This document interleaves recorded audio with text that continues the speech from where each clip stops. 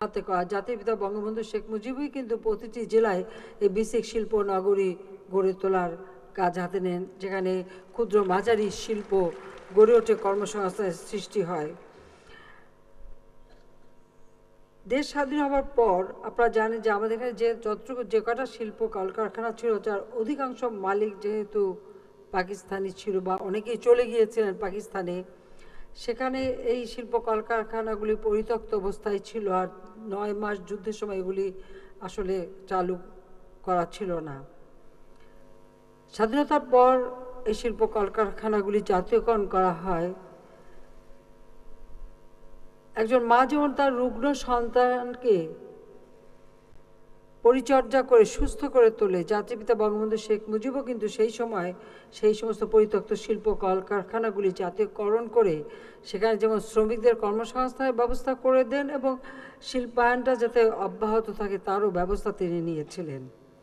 তবে যে সমস্ত যারা বাংলাদেশে পাকিস্তানের নাগরিকত্ব না নিয়ে যারা বাংলাদেশের নাগরিকত্ব নিয়েছিল, তাদের শিল্প কলকারখানাগুলি আবার বেসরকারি খাতে ফিরিয়ে দেওয়ার পদক্ষেপও তিনি নেওয়া শুরু করেছিলেন।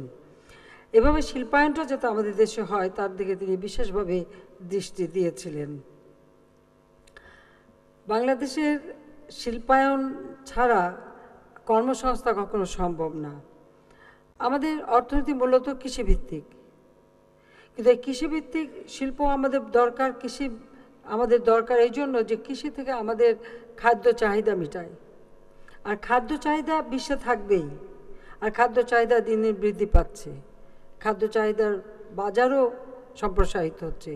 সেই ক্ষেত্রে একদিকে যেমন আমাদের শিল্পায়ন প্রয়োজন, অপরদিকে আমাদের কৃষি পণ্য এবং খাদ্যপণ্য প্রক্রিয়াজাত করা শিল্প, এটারও উপর আমাদের গুরুত্ব দিতে হবে। আর শিল্পায়ন করতে গেলে সবচেয়ে বেশি দরকার যে আমাদের যে কাঁচামালের প্রাপ্যতা বা একটা শিল্প গড়ে তোলার জন্য উপযুক্ত স্থান নির্ধারণ করা।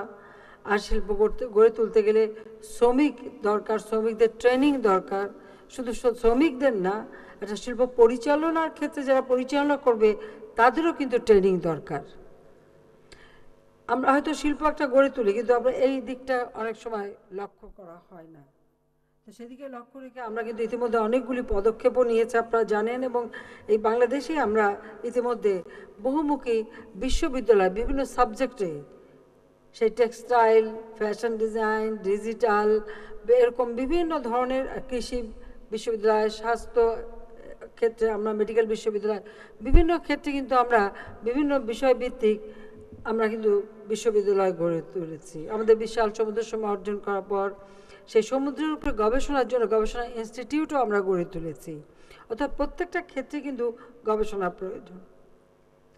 বাংলাদেশের মাটি, পানি সব কিছু ব্যবহার করা যায় এবং এটা একটা বিরাট সম্পদ আমাদের, কিন্তু সেই সম্পদটা কাজে লাগানোর জন্য আমাদের পরিকল্পনা মাফিক এগোতে হবে। আমাদের দেশে কুটির শিল্প বা মাঝারি শিল্পের প্রসার ঘটলেও বৃহৎ শিল্প খুব বেশি গড়ে ওঠেনি। তার জন্য বেশ কিছু সুযোগ সুবিধা সৃষ্টি করা দরকার এবং জায়গাও নির্দিষ্ট করে দেওয়া দরকার। আমরা চাই না যে যেখানে সেখানে শিল্প গড়ে উঠে আমার কৃষি জমি নষ্ট হোক, কারণ আমাদেরকে যেমন 16 কোটি মানুষের খাদ্য চাহিদা পূরণ করতে হবে। আবার এই কৃষিপণ্য উৎপাদন করে সেটাকে প্রক্রিয়াজাত করেও কিন্তু আমরা প্রচুর পরিমাণে বিদেশে রপ্তানি করতে পারি। আবার আমার দেশের ভিতরেও কিন্তু আভ্যন্তরীণ বাজারও সৃষ্টি হচ্ছে, আমাদের নিজস্ব বাজার সৃষ্টি হচ্ছে। পাশাপাশি আমার প্রতিবেশী দেশগুলি, সেখানেও কিন্তু বিরাট বাজার রয়ে গেছে। সেগুলো আমাদের খুঁজে বের করে কোন দেশে কোন ধরনের পণ্য আমরা রপ্তানি করতে পারি সেটা আমরা দেখতে পারি। আর সেদিকে লক্ষ্য রেখেই কিন্তু আমাদের সকল পরিকল্পনা নেওয়া দরকার বলে আমরা মনে করি। একটা ঠিক আমি এটা মনে করি যে আমাদের দেশের শিল্পায়নের সবথেকে বড় প্রতিবন্ধকতা হচ্ছে আমাদের ব্যাংক ঋণ। ব্যাংক ঋণ এক সময় সিঙ্গেল ডিজিটে ছিল, কিন্তু উঠতে উঠতে ডাবল ডিজিটে। সেটাও এতটা হতো না, কারণ অনেক সময় আমাদের দেশের অর্থনীতি সচল রাখার জন্য কোথাও কোথাও থেকে আমাদের স্বল্প সুদে ঋণ নিতে হয়, সুযোগ সুবিধা নিতে হয়, তখনই অনেকগুলি শর্ত জুড়ে দেওয়া হয়। এই ব্যাংক ঋণের উপরে যে ক্যাপ সিস্টেমটা ছিল, এটা আইএমএফের প্রেসক্রিপশনে সেটা তুলে দিতে বাধ্য হয় ওখান থেকে স্বল্প সুদে ঋণ নেওয়ার জন্য। এই তারপরেই ব্যাংকের ঋণটা লাগাম ছাড়া হয়ে যায়। আমরা চেষ্টা করেছি, এমনকি আমি একবার উদ্যোগ নিলাম যে সকলের সঙ্গে কথাও বললাম, বেশ কিছু সুযোগ সুবিধাও করে দিলাম। কারণ আমাদের যেমন সরকারি প্রতিষ্ঠানগুলির অর্থ আগে 70% সরকারি ব্যাংকে রাখতে হতো, 30% বেসরকারি ব্যাংকে রাখতে পারতো। ব্যাংকের মালিকরা বলেন যে এটা যদি 50-50 করে দেওয়া হয় তা আমরা সিঙ্গেল ডিজিটে নামিয়ে আনবো।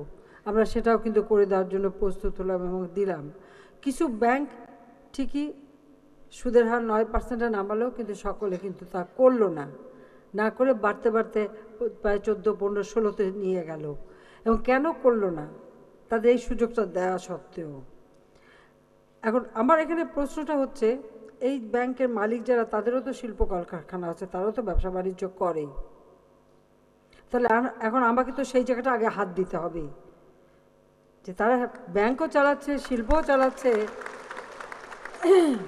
আবার তারা সুদের হার কমাবে না। তাহলে তাদের ব্যবসা কি কি আছে না আছে, ট্যাক্সটা ঠিকমতো দিচ্ছে কিনা, ভ্যাটটা দিচ্ছে কিনা, কাঁচামালটা ঠিকমতো আনছে কিনা। শুধুমাত্র সরকারি সব করে দেবে তা তো না, আমরা তো বেসরকারি খাতকে সম্পূর্ণভাবে উন্মুক্ত করে দিয়েছি। আমাদের সংবিধানের 13 অনুচ্ছেদে জাতির পিতা ইতিমধ্যে দিয়ে দিয়েছেন যে আমাদের অর্থনীতি হবে সরকারি খাত, বেসরকারি খাত এবং কোঅপারেটিভ। কাজে বেসরকারি খাতকেও কিন্তু আমাদের সংবিধানে স্বীকৃতি দেওয়া আছে। আর আমরা কিন্তু এখন বেসরকারি খাতকেই সবথেকে বেশি, বোধহয় আমি সরকারে আসার পর, আওয়ামী লীগ সরকারে আসার পর বেসরকারি খাতটা সবথেকে বেশি উন্মুক্ত করে দিয়েছি। বিদ্যুৎ বলেন, বিমান বলেন, হেলিকপ্টার সার্ভিস আজকে অনেকে করে ব্যবসা করেন, আমাদের শিল্প কলকারখানা সব কিছু কিন্তু বেসরকারি খাত সম্পূর্ণ উন্মুক্ত করে দেওয়া। এই যে আমাদের মানে টেলিভিশন, রেডিও থেকে শুরু করে এমন কোনো খাত নাই যেটা বেসরকারি খাতে আমরা উন্মুক্ত করে দেইনি। যে সমস্ত খাত আপনারা একটু হিসেব করে দেখেন, 96 সালের আগে সম্পূর্ণ কেবলমাত্র সরকারের হাতে ছিল, আমরা সব বেসরকারি খাতকে দিয়ে দিয়েছি। কারণ আমরা চাই বেশি বেশি বিনিয়োগ হোক, বেশি বেশি আমাদের কর্মসংস্থান হোক, আবার দেশের মানুষ কাজ পাক। সেই কারণে সেদিকে লক্ষ্য রেখেই কিন্তু আমরা কাজ করে যাচ্ছি। আমাদের একটা সার্বিক হিসাবে আছে যে আমাদের দেশে প্রায় 78 লাখের মতন শিল্প কলকারখানা বেসরকারি খাতে আছে। তো সেখানে যদি প্রতি বছর একটা মানুষও যদি কাজ পায়, তাহলে তো 78 লক্ষ লোক তো কাজ পেল। তো তারপরও কেন আমাদের হচ্ছে না, সেটা হলো কথা। দ্বিতীয় কথা হচ্ছে যে আরেকটি বিষয়, আমাদের যারা মানে শিল্প তৈরি করেন, তারা এই বর্জ্য ব্যবস্থাপনার কোনো পদক্ষেপই নেন না। অথচ এই বর্জ্য কারণেই যে আমাদের পরিবেশ নষ্ট হচ্ছে, নদী নষ্ট হচ্ছে, সব নষ্ট, এটার দিকে কেউ নজরই দিতে চান না। আপনারা যদি এই বর্জ্য ব্যবস্থাপনার জন্য সামান্য কিছু টাকা খরচ করতে হবে, এই তো, সেটা যদি আপনারা করেন তাতে আমাদের পরিবেশটাও সুরক্ষিত হয়। কিন্তু এইখানে কার্পণ্য কেন, সেটাও আমার একটা প্রশ্ন। দেশটাকে তো রক্ষা করে চলতে হবে, দেশের পরিবেশটা তো রক্ষা করতে হবে। আমরা সরকার আসার পর যাতে আরও বেশি শিল্প গড়তে পারি এবং বিশেষ করে বিদেশি বিনিয়োগ যাতে আসে, তার জন্য একটা পরিবেশ রক্ষা করা, সেই ক্ষেত্রে নানা ধরনের সুযোগ সুবিধা করে দেওয়া। আমাদের যেমন আগে ছিল বিওআই, সেটাকে আমরা একটা কর্তৃপক্ষ, অথরিটি করে দিলাম, যাতে তারা আরও ভালোভাবে কাজ করে আরও বেশি করে বিনিয়োগ আনতে পারে।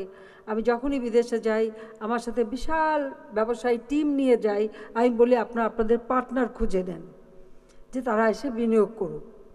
এখন কিন্তু মানুষ বিনিয়োগ করার জন্য বাংলাদেশটাকে সবথেকে উপযুক্ত জায়গা হিসেবে মনে করে, কিন্তু আমাদের দেশের ভিতরে আমাদের যারা শিল্পায়নে বিশ্বাসী তাদেরকে আমরা নানা সুবিধাও দিয়েছি। এমনকি এই সুবিধা আগে ছিল না যে ফরেন কারেন্সি যে আর্ন করেন, সে কিন্তু ফরেন কারেন্সি অ্যাকাউন্ট করে এখানে টাকা রেখে আবার প্রয়োজন মতো সেই টাকা বিদেশে নিতে পারবেন, এটা কিন্তু আগে ছিল না। আগে এই টাকা আনতে গেলে প্রত্যেকটা অ্যাম্বাসির পারমিশন লাগতো, তাদেরকে হিসাব দিতে হতো, নানা ধরনের প্রতিবন্ধকতা ছিল।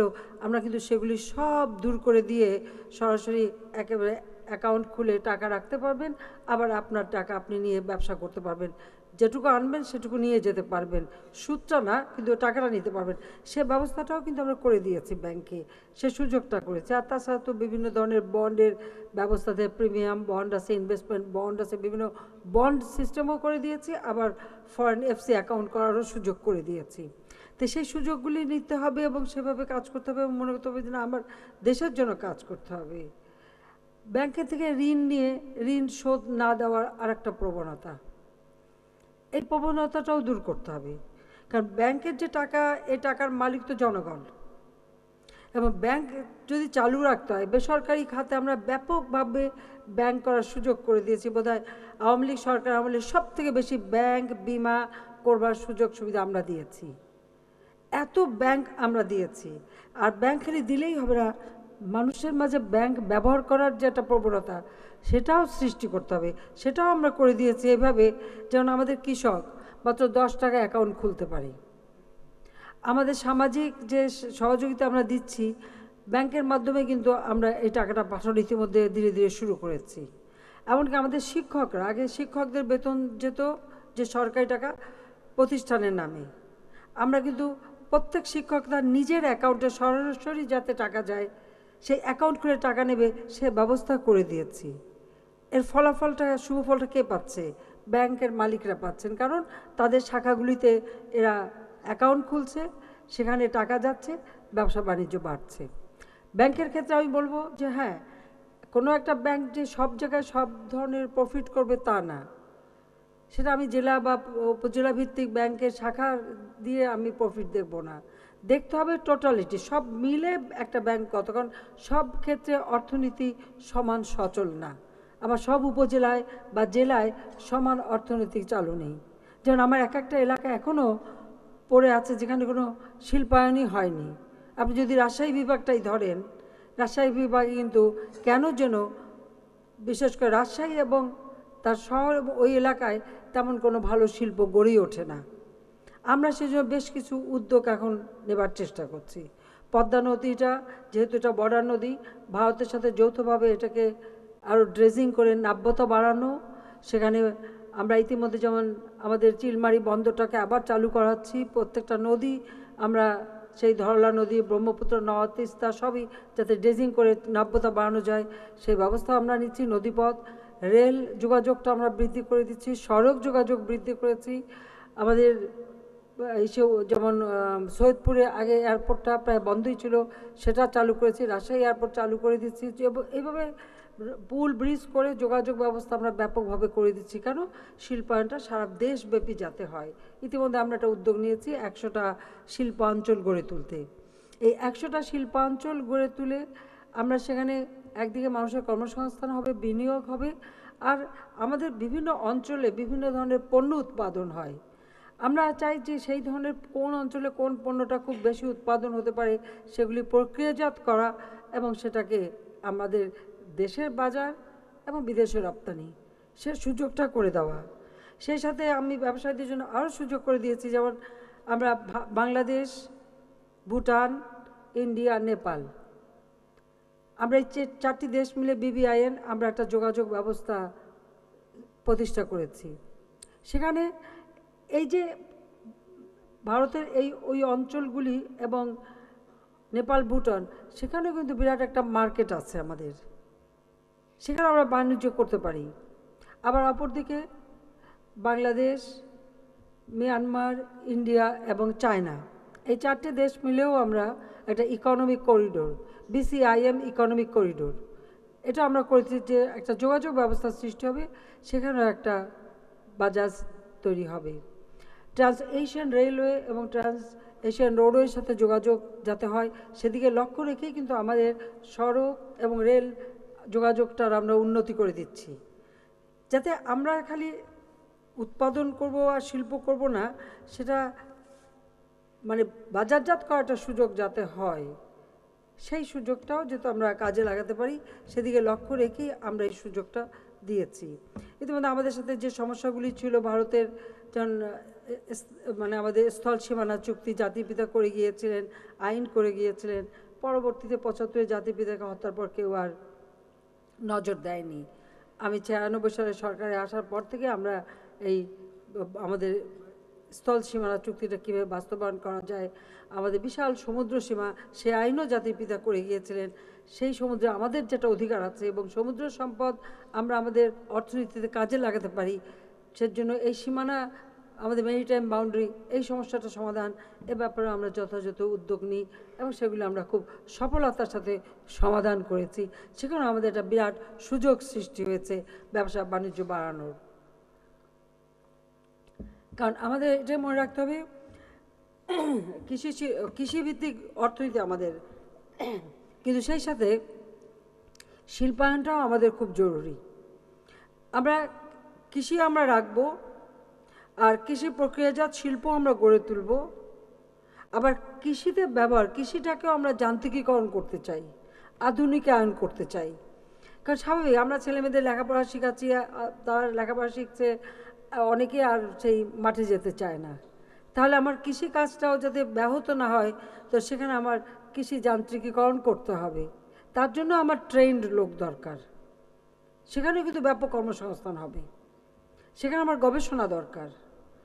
বাংলাদেশ নদীমাতৃক দেশ, আমাদের খাল বিল নদী নালা অপর্যাপ্ত। আজকে আমাদের যে মিঠা পানির মাছ উৎপাদনে বাংলাদেশ কিন্তু এখন স্বয়ংসম্পূর্ণ, বিশ্বের 3য় স্থান অধিকার করে আছে। কিন্তু এটাও কিন্তু আমরা প্রক্রিয়াজাত করতে পারি, এই শিল্প প্রক্রিয়াজাত করে আমরা বিদেশে রপ্তানি করতে পারি, সেই রপ্তানির সুযোগ আছে। খালি শুধু মাছ তো না, এখন মাছ, সেই সাথে ব্যাঙ, সেই সাথে কাঁকড়া, সেই সাথে কুচে, এরকম বহু কিছু জলজ প্রাণী আছে। এমনকি সিউইড, আমাদের যে বিশাল সাগর, সিউইডও আমরা কিন্তু উৎপাদন করে প্রক্রিয়াজাত করে বিদেশে রপ্তানি করার সুযোগ রয়েছে। গভীর সমুদ্রে আমাদের মাছ আহরণ করা, সেখানে আমরা একটা সার্ভে জাহাজ নিয়ে আমরা দেখেছি আমাদের প্রায় 450 মতন প্রকারের বিভিন্ন আমাদের মাছ এবং মাছজাত পণ্য সাগরে রয়ে গেছে। সেগুলো আমরা আমাদের কীভাবে কাজে লাগাতে পারি সেটা, এবং ওর উপর শিল্প গড়ে তোলা, সেটা আমরা করতে পারি। এভাবে আমাদের শিল্পকে আমরা বহুমুখীকরণ করতে পারি। ইতিমধ্যে আমাদের এই সমুদ্র আমরা অর্জন করেছি। তাছাড়া বাংলাদেশ বহু যুগ আগে এক সময় এখানে জাহাজ শিল্পটা চালু ছিল, বর্তমানে আবার সেই জাহাজ শিল্পটা ফিরে এসেছে। এখন আমরা জাহাজ নির্মাণ করছি, জাহাজ বিদেশে অনেক রপ্তানিও হচ্ছে, আবার আমার দেশের ভিতরেও কাজে লাগে। আবার সেই সাথে সাথে আমরা আরও নতুন এলাকা উন্নয়ন করে দিচ্ছি, নতুন সমুদ্র বন্দর আমরা করে দিচ্ছি। যেমন পায়রা বন্দর আমরা ইতিমধ্যে সমুদ্র বন্দর নির্মাণ করেছি। আমাদের বিভিন্ন দেশ থেকে এখন বিনিয়োগ আসছে। বিদ্যুৎ উৎপাদন বৃদ্ধি করে বর্তমানে প্রায় 93% মানুষ বিদ্যুৎ পাচ্ছে, বিদ্যুৎ চাহিদা আমরা পূরণ করছি। রাস্তাঘাট এগুলির উন্নয়ন হচ্ছে বলে আজকে আমাদের শিল্পায়নটা অনেক সহজ হয়ে গেছে সকলের জন্য। আসলে কোনো কিছুই ফেলা যায় না। আমাদের দেশে যেমন আমরা এখন চামড়া শিল্প, চামড়াজাত পণ্য কিন্তু ব্যাপকভাবে এখন বিদেশে রপ্তানি হতে পারে এবং আমাদের দেশে উৎপাদিত পণ্যের ভালো বাজার আমাদের রয়ে গেছে। কিন্তু এই চামড়াটাকে সংরক্ষণ করা, চামড়াটা নেওয়া, এর জন্য সবথেকে বেশি আমাদের প্রয়োজন হচ্ছে আমাদের যে বুচারিগুলি আছে সেগুলি সমস্ত মানধাতার আমলের। এবং আমি মনে করি প্রত্যেকটা বুচারি আমরা আধুনিক করে গড়ে তোলা উচিত। কারণ একটা পশু যখন জবাই হয়, সেই পশুর কোনো কিছুই ফেলা যায় না। যদি আমরা খুব আধুনিকভাবে ওয়েল ট্রেন্ড লোক দিয়ে আমরা যদি এটাকে করতে পারি অথবা মেশিনে করতে পারি, এই চামড়াটাও যেন খুব ভালোভাবে সঙ্গে সঙ্গে সংরক্ষণ করা, সেই সাথে চর্বিটাও রক্ষা পাবে, সেটাও কাজে লাগে, হাড় কাজে লাগে, মাংস কাজে লাগে, এমনকি তার নাড়ি ভুঁড়ি থেকে শুরু করে মানে গরুর খুরাটা থেকে শুরু করে তার যে গোবর এবং বর্জ্যটা সবই এবং রক্তটা সেটাও কিন্তু কাজে লাগে। কাজে বুচারিটা এমনভাবে হবে যে রক্তটাও একটা ড্রেনে যে সেখানে প্রিজার্ভ হবে, সেই সাথে সাথে তার সমস্ত কিছু আমরা যদি ওইভাবে করতে পারি। কোরবানির সময় আমাদের লক্ষ লক্ষ গরুর কোরবানি হয়, কিন্তু সেটা হয় খুব মানে আমি বলবো খুব বান্দাদার আমলে।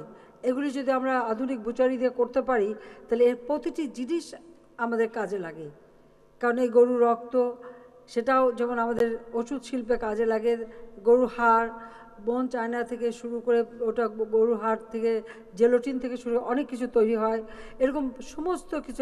এমনকি চামড়াটার থেকে যে মানে চর্বিটা কেখে নেয় সেটা দিয়েও কিন্তু অনেক কিছু তৈরি হয়। তা আমাদের দেখা যাচ্ছে কোনো কিছু তো ফেলা যায় না। তো সেইভাবে আমাদের এখন চিন্তা করতে হবে, আমাদের যারা শিল্পের উদ্যোক্তারা আছেন তাদেরকেও চিন্তা করতে হবে যে নতুন নতুনভাবে নতুন প্রযুক্তি ব্যবহার করে আমরা কিভাবে আমাদের শিল্পায়ন ঘটাতে পারি। সেদিকে যুগটা হচ্ছে ডিজিটাল যুগ, এবং এই ডিজিটাল যুগে এখন আমরা যেমন আইসিটি পার্ক করে দিচ্ছি, ডিজিটাল পার্ক তৈরি করে দিচ্ছি, এবং এই যে ডিজিটাল ডিভাইস তৈরি করা ইতিমধ্যে কিছু কিছু শুরু হয়ে গেছে। এটাও একটা বিরাট সুযোগ আমাদের ছেলেমেয়েদের, কারণ আমি মনে করি আমাদের ছেলেমেয়েরা যথেষ্ট মেধাবী, একটু ট্রেনিং দিলে তারা কিন্তু ভালো কাজ দেখাতে পারে। কাজে এই ডিজিটাল ডিভাইস বা স্মার্ট ডিভাইস তৈরি করা এবং সেটাও রপ্তানি করা, ইতিমধ্যে অনেকগুলি কোম্পানি আমাদের দেশে আসছে। কাজে এটাও আমাদের একটা বিরাট ভালো পণ্য এসে যাচ্ছে আমাদের হাতে, যেটা আমরা রপ্তানি করে আমরা শুধু একটার উপরে পড়ে থাকা না, আমরা আমাদের শিল্পায়ন, উৎপাদন এবং রপ্তানি এবং বাজারজাতকরণ আমরা বহুমুখী করতে হবে। আমাদের এক্সপোর্ট বাস্কেটটাকে বাড়াতে হবে, আর সেটা বাড়াতে গেলে আমার শিল্পায়ন সবথেকে বেশি দরকার। কাজে সেদিকে লক্ষ্য রেখেই কিন্তু আমরা কাজ করে যাচ্ছি। আর এই সব কিছুর পিছনে আমার মূল উদ্দেশ্যটা হচ্ছে আমার দেশের যে বিশাল জনগোষ্ঠী এবং বিশেষ করে যে তরুণ সমাজ, তাদের কর্মসংস্থান সৃষ্টি করা, তাদেরকে উৎসাহিত করা, তাদেরকে ট্রেনিং দেওয়া। সেই সাথে এই যে ক্ষুদ্র ও কুটির শিল্প, এই ক্ষুদ্র কুটির শিল্প এগুলি কিন্তু আমাদের মেয়েরা খুব দক্ষতা অর্জন করে, তারা কিন্তু এটা করতে পারে ভালোভাবে, তাদেরকে একটু সুযোগ দিলে তারা করবে। সেখানে আমি মনে করি যে আমাদের তরুণ সমাজকে উদ্যোক্তা হিসেবে তৈরি করতে হবে, আমাদের নারী সমাজকে উদ্যোক্তা হিসেবে তৈরি করতে হবে, এবং সেই সাথে সাথে আমাদের দেশে যেমন শিল্পায়নও হবে, আবার আমার কৃষি পণ্যটাও কিন্তু থাকবে।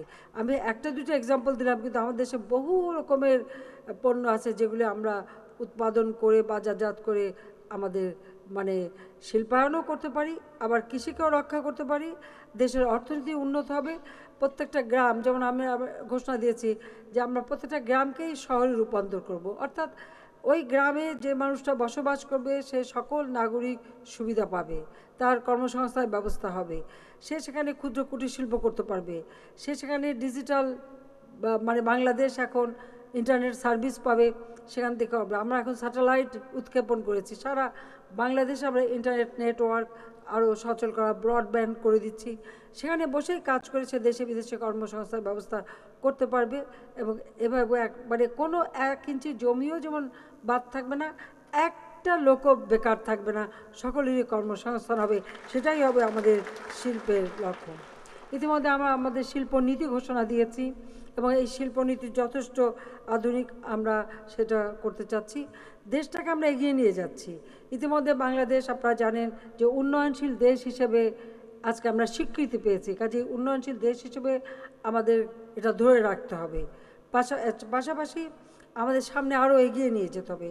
আমরা কিন্তু মানে যখনই সরকার গঠন করেছে আমাদের আশু করণীয় কী, ভবিষ্যৎ প্ল্যান কী, এরপরে আমরা এক একটা যুগ পার করে করে কিভাবে দেশকে উন্নত করব সেদিকে আমরা লক্ষ্য রেখেই কাজ করে যাচ্ছি। এখানে যারা শিল্পপতিরা আছেন তাদের আমি একটু বলবো যে আপনারা উৎপাদন করবেন, সব কিছুই তো আর রপ্তানি না, নিজের দেশে বাজার সৃষ্টি করতে হবে। আর নিজের দেশে বাজার সৃষ্টি করতে গেলে নিজের দেশের মানুষের অর্থনৈতিক উন্নতিটা প্রয়োজন, আর অর্থনৈতিক উন্নতি হলেই তার ক্রয় ক্ষমতা বাড়বে, আর তার ক্রয় ক্ষমতা বাড়লেই আপনার পণ্য বিক্রি হবে। তো নিজের দেশে আমার 16 কোটি মানুষ, এই 16 কোটি মানুষের দেশে তো বিরাট বাজার সৃষ্টি হয়ে আছে, এই বাজারটাকে আপনাদের ধরতে হবে। কাজে সেদিকে আপনাদেরও কাজ সেইভাবে করতে হবে যে আপনি শিল্প গড়ে তোলার সাথে সাথে দেশের মানুষের যেন ক্রয় ক্ষমতাটা বাড়ে, সেদিকটা কীভাবে নজর দেবেন, তাদেরকেও কীভাবে সহযোগিতা করবেন সেদিকেই দৃষ্টি দেবেন। ইতিমধ্যে আমরা যেমন আমাদের মাথাপিছু আয় যেটা 1751 মার্কিন ডলার ছিল, ইতিমধ্যে সেটা 1909 মার্কিন ডলারে উন্নীত হবে এই অর্থ বছরে, এটা আমরা প্রাক্কলন করতে আশা করে যাচ্ছি। পাশাপাশি আমাদের প্রবৃদ্ধি যা আমরা 7.86 আমরা উঠেছি, ইতিমধ্যে আমরা আশা করছি যে এই অর্থ বছরে আমরা 8.13 আমাদের প্রবৃদ্ধি অর্জন করতে সক্ষম হব। অনেক ঝড় ঝাপটা অনেক কিছু পার করেও আজকে আমরা যে এমনকি বিশ্ব অর্থনৈতিক মন্দা সব কিছু মোকাবেলা করেও বাংলাদেশকে আমরা এগিয়ে নিয়ে যেতে পারছি।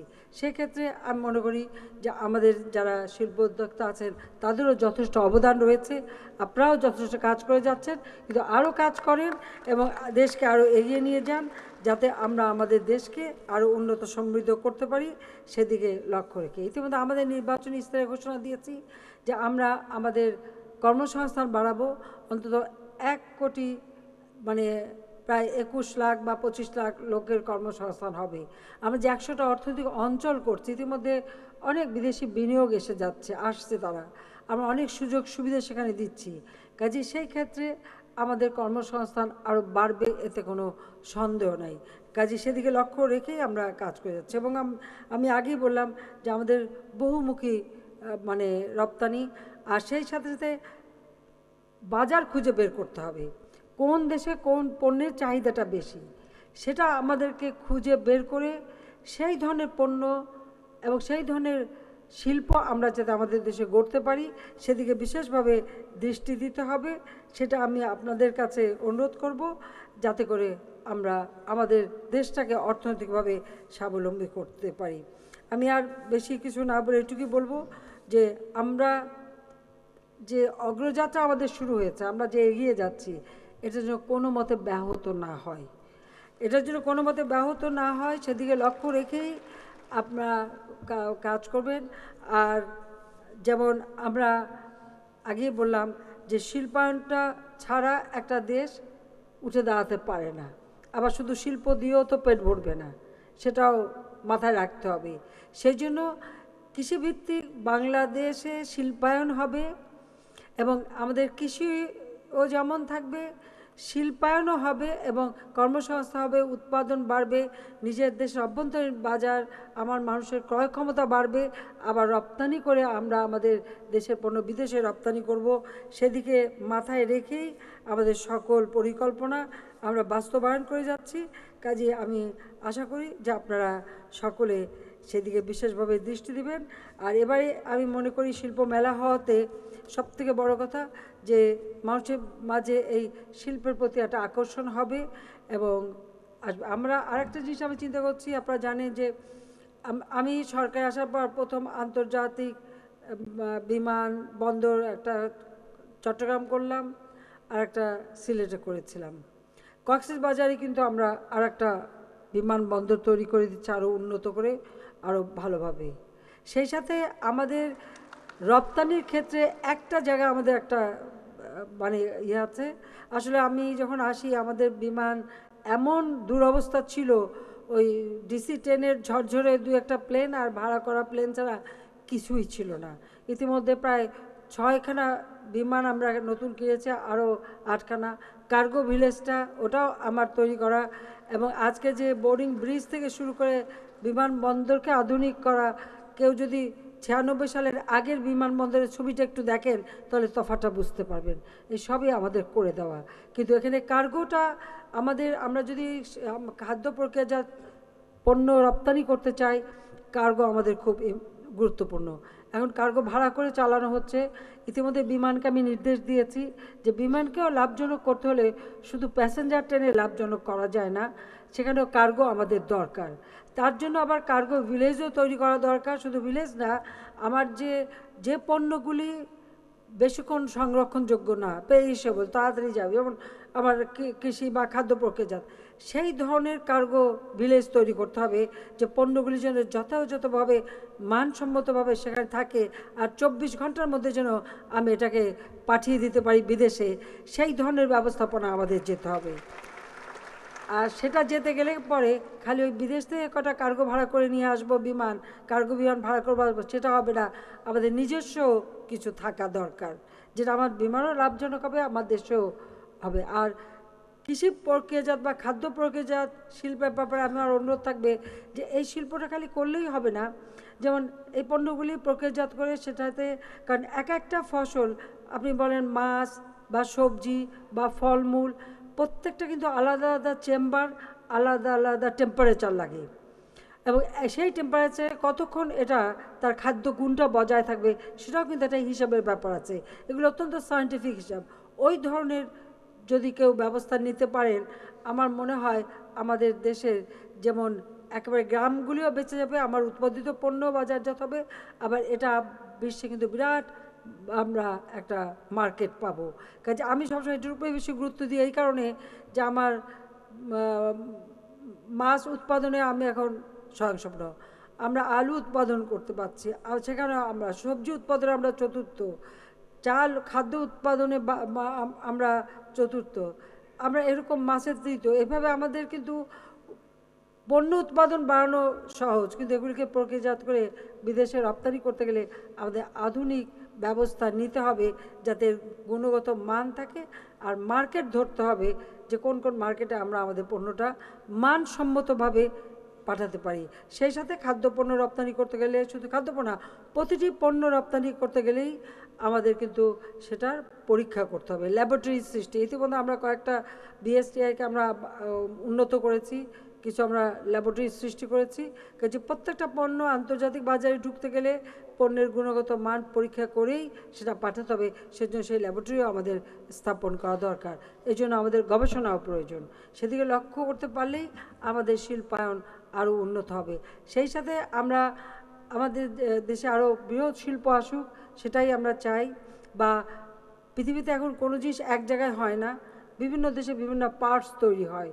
আমরাও কোন কোন কোম্পানি ধরতে পারি, তাদের কোন কোন পার্টস আমাদের দেশে তৈরি করে দ্রুত সাপ্লাই দিতে পারি, সেই ধরনেরও বাজার আমাদের খুঁজতে হবে, সেই ধরনের যোগাযোগটাও করতে হবে যে আমরা বিভিন্ন পার্টস তৈরি করে। যেমন আমি প্লেন যখন কিনি তখন আমি শুনলাম এর এক এক পার্টস এক এক দেশে তৈরি হয়, সেখানে অর্ডার হয়, তারপর এটা অ্যাসেম্বল হয়।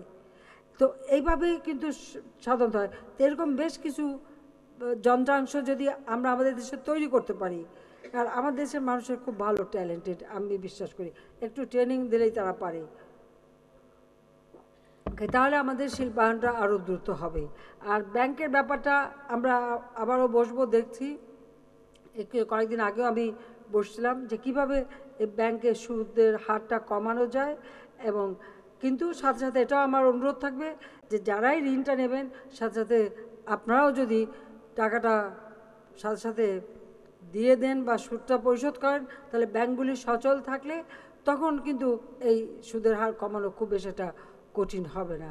আর যারা মাঝখানে এমার্জেন্সি টাইমে অনেকেই ভুক্তভোগী, অনেক ব্যবসায়ীকে কষ্ট পেতে হয়েছে, আমি জানি, কেউ জেলে গেছেন, কেউ দেশ ছাড়া, কারো ব্যবসা বাণিজ্য, কারো শিল্প প্রায় বন্ধ 2 বছর পর্যন্ত, তাদের জন্য ইতিমধ্যে আমরা বেশ কিছু সুযোগ সৃষ্টি করে দিয়েছি, সেখানেও আমরা বিশেষভাবে প্রণোদনা দিয়েছি এবং ভবিষ্যতে আরও দিয়ে আমরা চাই যে ব্যবসায়ীরা যেন নিজে পায়ে দাঁড়াতে পারে এবং ব্যবসা বাণিজ্যটা ভালোভাবে করতে পারে এবং শিল্পায়নটা আরও দ্রুত যেন হয়। এবং এই 100টা শিল্প অঞ্চল যখন সম্পন্ন হবে, আমাদের দেশ আর কখনো পিছিয়ে থাকবে না। 2021 সাল আমাদের স্বাধীনতা সুবর্ণ জয়ন্তী পালন করব, আর 2020 সাল জাতির পিতার জন্মশতবার্ষিকী। 2020 থেকে 21 আমরা মুজিব বর্ষ ঘোষণা দিয়েছি।